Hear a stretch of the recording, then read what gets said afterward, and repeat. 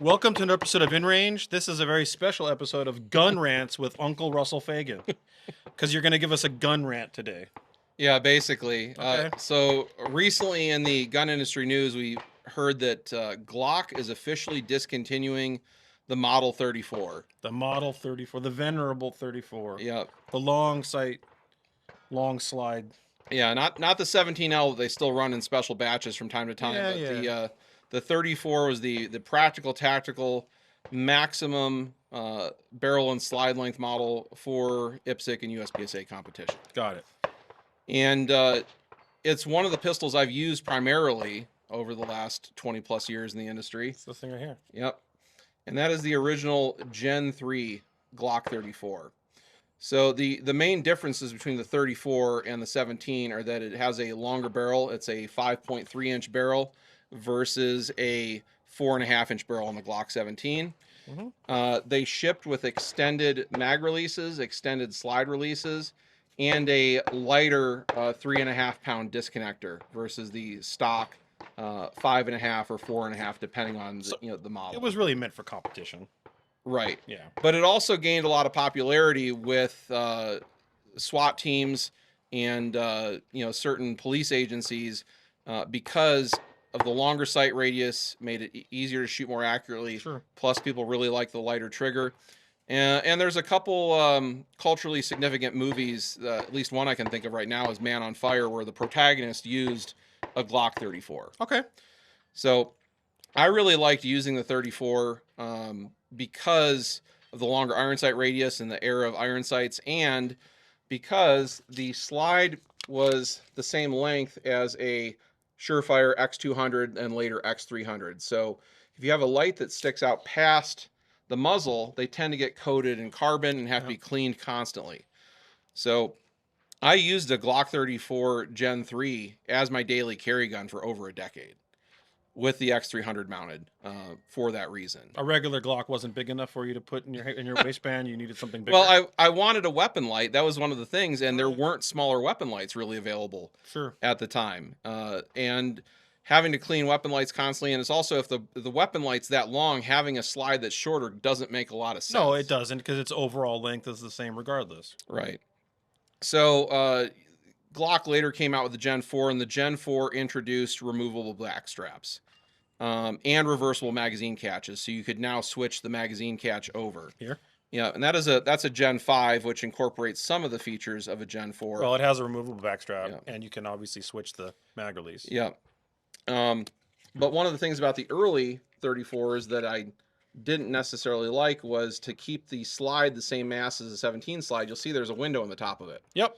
Which was a bit annoying as a carry gun because it would fill full of dust bunnies and debris and stuff like that. Sure. So I skipped over buying the Gen 4 Glocks because they weren't better enough, in my opinion.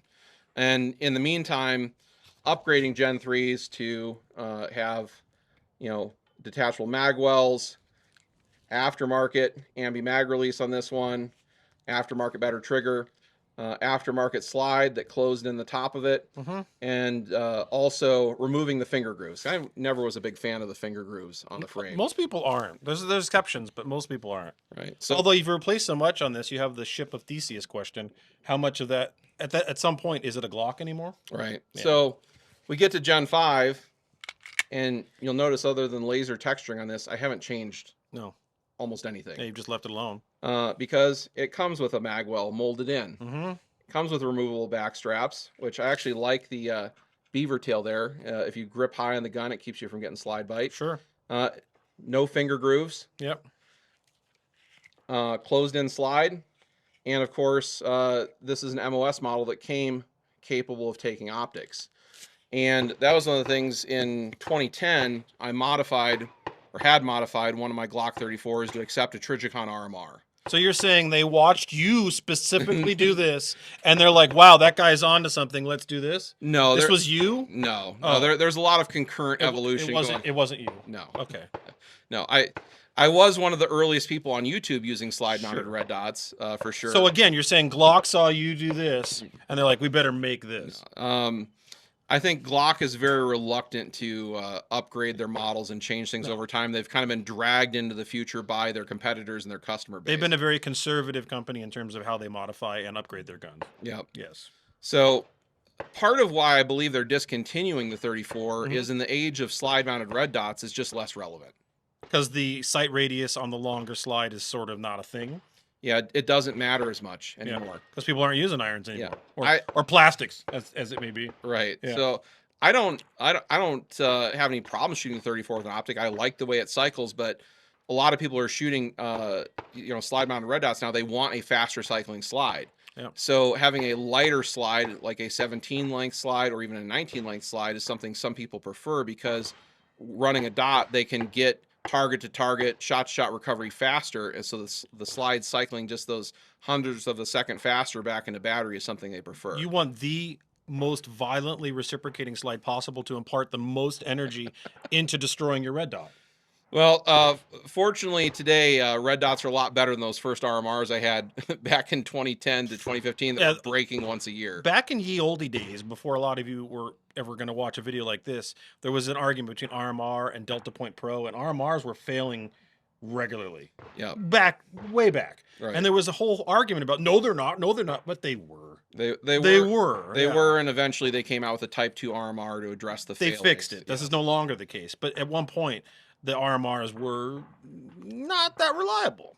No, they got better again because of market competition. The Mhm. Delta Point Pro kind of forced them to get better, and now there's a whole myriad of red dot options that are better than either of those. There's more red dots you can put on a handgun now than God, not that long ago, people were like, "This is dumb," and now it's like every gun has to have one, or it's dumb. I see people that I was arguing with 15 years ago about this being the future that are now like not having a red dot stupid. Yeah, that's how it works. Yeah, it's the nature of things. Change is hard. So, speaking of change, it is interesting to me that Glock has decided to discontinue the 34 because I would have assumed it was still a fairly popular model, at least for competition. But between the advent of red dots and also smaller, shorter weapon lights that are more capable than the X300, there's a lot less reason to use a long slide today than there was in the past. Yep. Although you still say you would actually still prefer it. Yeah, for now, I still prefer it. I have a ton of holsters, a ton of left-handed holsters that put a lot of money into, and there's nothing wrong with these guns. They're still just as capable, but everything gets a little bit better over time. Yep. And another notable thing with the Gen 5s in general is like all the guns are match accurate. Yeah. The Gen 5s have a marked improvement accuracy over the earlier generations. So any of the Gen 5s, that's also another. It doesn't need to be a 34 Gen 5 for that. Right. Yeah, like it could be a 19 length or a 17 length, and you're getting the same accuracy benefits out of it. So of course. So I just thought it'd be interesting to do a retrospective on these guns because it's another thing that I've basically been alive for the rise and fall of a particular model and trend in the industry as technology advances with red dots and smaller weapon lights.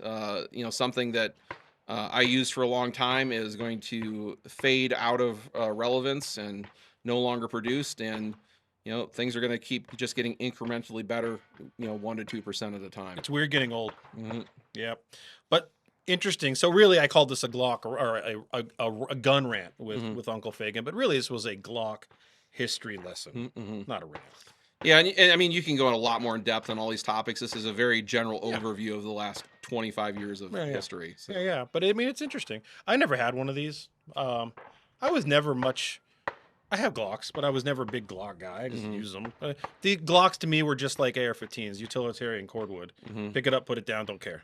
But there is nuance to be had here, and the amount of shooting you've done with them and competition you've done with them does bring out some of those nuanced qualities that otherwise wouldn't be noticeable unless you did that. Right. Yeah, and I mean, one of the main reasons I ended up switching over to Gen 5 was the reversible magazine catch. Once I started using that, I didn't want different catches on different guns. So, like, I want to always use my thumb to do it. Yep. And once you made the switch, just switching over entirely for ironically, one of the biggest problems you had with the Alien, that very expensive gun, is you couldn't swap the magazine catch. Yep. Which is wild. Well, thanks for doing this. And I know you've been wanting to talk about this for a while, and I think it's interesting, and I do like doing history. And this is history.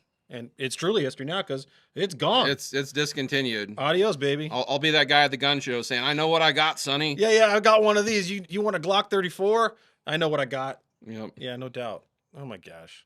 Cool. Well, thanks. Really interesting. Hopefully you appreciated this and a little more understanding about the history of Glock and where things have come from and why they are what they are today.